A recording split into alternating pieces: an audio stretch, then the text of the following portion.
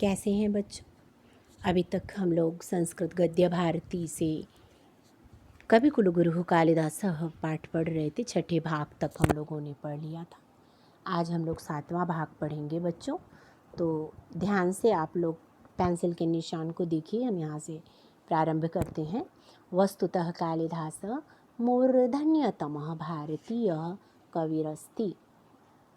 वस्तुतः वास्तव में कालिदास जी मूर्धन्यतमः श्रेष्ठ भारतीय कवि अस्ति। तो भारतीय कवि हैं। वास्तव में कालिदास जी सर्वश्रेष्ठ भारतीय कवि हैं। एकतस्य कृतिषु काव्योचित गुणानां समाहारः दृश्यते। एक तो कृतिषु माने एक तस्य माने उनकी रचनाओं में, एक तो उनकी रचनाओं में काव्योचित गुणानां समाहारः दृश्यते। काव्य के लिए उचित गुणों का समावेश दृश्यते मतलब दिखाई देता है। अपरस्तस्य दूसरे भारतीय जीवन पद्धति, भारतीय जीवन पद्धति की सर्वांगीणता तत्र राराजते। तो कह रहे हैं कि भारतीय जीवन पद्धति की जो सर्वांगीणता यानी संपूर्णता है वो उनमें विशेष रूप से सुशोभित होती है। राजते यानी अत्यंत सुशोभित होती है। काव्योत्कर्ष दृष्टया काव्योत्कर्ष दृष्टया तस्य काव्येषु मानव मनसः सूक्ष्मानुभूतीनाम् इन्द्रधनुः कस्यापि सहृदयस्य चित्तम् आवर्जयितुं पारयति। तो तस्य काव्योत्कर्ष दृष्टया यानी काव्य की श्रेष्ठता की दृष्टि से, दृष्टया मतलब दृष्टि से, तस्य काव्येषु उनके काव्यों में, कालिदास जी के काव्यों में मानव मनसः सूक्ष्म अनुभूतीनाम् इंद्रधनुः। तो कह रहे हैं कि इनके काव्यों में मानव मन की सूक्ष्म अनुभूतियों का इंद्रधनुष, काव्यों में मानव मन की सूक्ष्म अनुभूतियों का जो इंद्रधनुष है वो सहृदयस्य चित्तम आवर्जयितुम पारयति। तो किसी भी सहृदय के चित्त को आकर्षित करने में समर्थ है। ठीक है, आवर्जयितुम यानी कि प्रभावित करने में, तो प्रभावित करने में जो है सक्षम है। तो कहने का मतलब क्या कह रहे हैं इसमें कि काव्य के उत्कर्ष की दृष्टि से उनके काव्यों में मानव मन की सूक्ष्म अनुभूतियों का इंद्रधनुष किसी भी सहृदय के चित्त को आकर्षित करने में समर्थ है। ठीक है, आगे देखेंगे। प्रकृतरपि स्वजड़त्वं विहाय सर्वत्र मानव सहचरीव इवाचरति। हाँ, मानव सहचरी वाचरति, मानव सहचरी इव आचरति। तो देखेंगे प्रकृतरपि, प्रकृति धन अपि, प्रकृतरपि। तो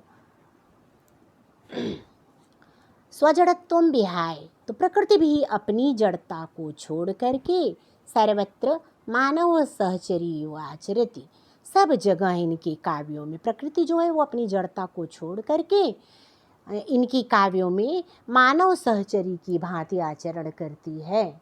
ठीक है, तो वो मानव सहचरी का अर्थ होता है बच्चों साथ रहने वाले के समान। हाँ, तो मानव सहचरी की भांति आचरण करती है। रघुवंशे दिग्विजयार्थं प्रस्थितस्य रघोः सभाजनं वनवृक्षाः प्रसूनवृष्टिभिः संपादयन्ति। रघुवंशे, तो कह रहे हैं कि रघुवंश काव्य में दिग्विजयार्थं, दिग्विजय के लिए, प्रस्थितस्य यानी कि गए हुए, रघोः राजा रघु का, सभाजनम वन वृक्षा प्रसून वृष्टिभिः संपादयन्ति, पात्र के सभाजन यानी कि सम्मान के साथ जो है वो वन के जो वृक्ष हैं वो प्रसून मतलब पुष्प फूल की वृष्टि करते हैं। तो कहने का मतलब कि जब रघुवंश में दिग्विजय के लिए राजा रघु जाते हैं तो सम्मान में वन के वृक्ष जो हैं वो फूलों की वर्षा करते हैं, उनके ऊपर फूलों की वर्षा करते हैं। मेघे विरहोत्कण्ठितस्य यक्षस्य प्रेम विह्वलतायाः अद्वितीया सृष्टिः परिलक्ष्यते। मेघे, क्या कह रहे हैं? मेघ, मेघ यानी कि बादल के लिए। विरहोत्कण्ठितस्य यक्षस्य यानी विरहोत्कण्ठित, वियोग से उत्कंठित, विरह से उत्कंठित। यक्षस्य, यक्ष की प्रेम विह्वलताया अद्वितीया, प्रेम की विह्वलता का अद्वितीय सृष्टि परिलक्ष्यते यानी कल्पना लक्षित होती है, दिखाई देती है। तो एक बार फिर से देख लें, मेघ यानी कि बादल, मेघे, मेघ में वियोग से उत्कंठित यक्ष की प्रेम विह्वलता की अद्वितीय कल्पना जो है वो दिखाई देती है, परिलक्षित होती है। तत्र बाह्यांतः प्रकृत्योः मर्मस्पर्शवर्णनमस्ति। तो तत्र, उसमें बाहरी और आंतरिक, मतलब बाह्य और आंतरिक जो प्रकृति, अंतः प्रकृति, तो बाहरी और भीतरी प्रकृति का मर्मस्पर्शी जो है वर्णन है, वर्णनम अस्ति। तो मर्मस्पर्शी यानी हृदय को छू लेने वाली, इस प्रकार की हृदय को छू लेने वाली घटना का वर्णन है। कवि दृष्टया, कवि की दृष्टि से, मेघः यानी मेघ जो है धूम ज्योति सलिल मरुताः सन्निपातो न भूत्वा। तो कवि की दृष्टि से मेघ जो है यानी बादल जो है वो धूम मतलब धुआं, ज्योति मतलब प्रकाश, सलिल मतलब जल, मरुत मतलब हवा। तो कह रहे हैं कि कवि की दृष्टि से मेघ जो है धुआं, प्रकाश, पानी और हवा, हाँ, तो कह रहे हैं कि धुआं, प्रकाश, पानी और वायु का समूह न हो करके, सन्निपातो मतलब समूह, न भूत्वा तो न हो करके, एक संवेदनशील, एक जो है संवेदनशील, मानोपम प्राणी अस्ति, तो संवेदनशील मनुष्य के समान प्राणी है। कवि इसमें कह रहे हैं कि जो मतलब धुआं है, प्रकाश है, जल है और वायु है, ये जो है सब, ये एक मतलब कहने का मतलब इसमें कि ये समूह नहीं है, एक समूह ना हो करके एक संवेदनशील मनुष्य के समान प्राणी है। स रामगिरेः आरभ्यालकांग यावत् यस्य कस्यापि सन्निधिं लभते तस्मै हर्षोल्लासौ वितरति। तो कह रहे हैं इसमें कि वह रामगिरे यानी कि रामगिरी से लेकर के, आरभ्य मतलब लेकर के, अलकाम इसी में है, आरभ्य अलकाम, तो रामगिरी से लेकर के अलकापुरी तक, यस्य कस्यापि सन्निधिं लभते, जिस किसी का जितना भी साथ पाता है, तस्मै हर्षोल्लासौ वितरति, उसे हर्ष और उल्लास प्रदान करता है। ठीक है, हर्षोल्लास प्रदान करता है। एक बार फिर से देख लेंगे कि ये जो है वह रामगिरी से लेकर अलकापुरी तक जिस भी किसी के संपर्क में आता है या जिस भी किसी का साथ पाता है, वो हर्ष उल्लास उसे प्रदान करता है। ठीक है,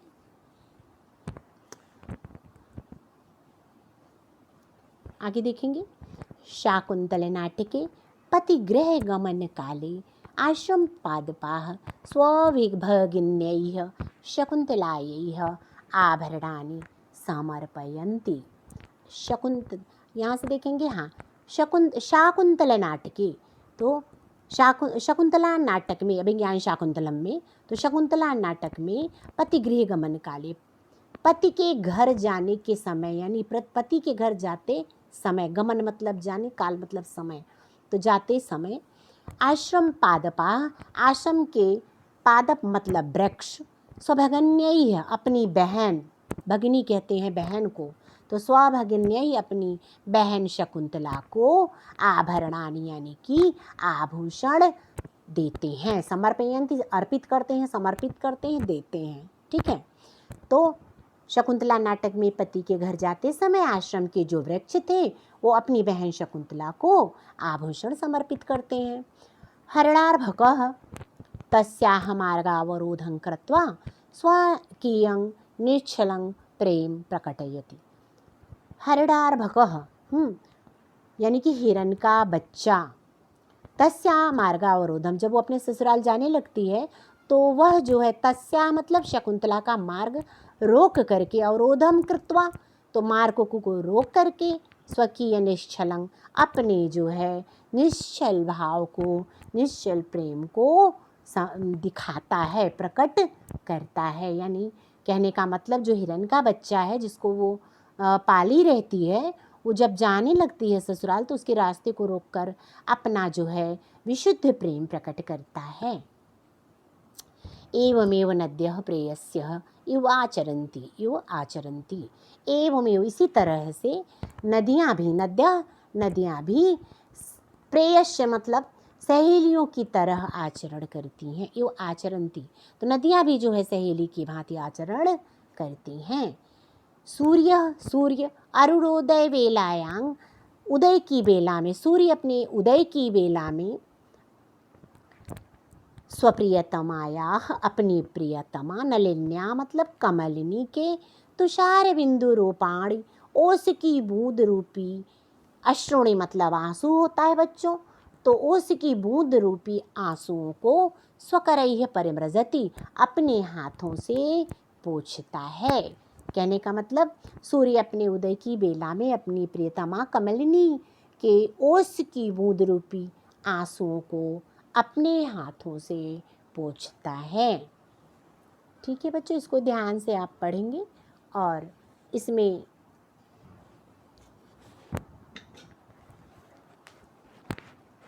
ध्यान से इसको पढ़ते हुए और देखेंगे इसमें कुछ काठिन्य में भी, जैसे एकतः, एक और, समाहार समावेश को कहते हैं, और राजिते इसमें शब्द आया है बच्चों, तो जिसका अर्थ होता है अत्यंत सुशोभित हो रही है। और आवर्जयितुम का अर्थ है प्रभावित करने में। ठीक है, और पारयति इसका अर्थ है समर्थ होता है।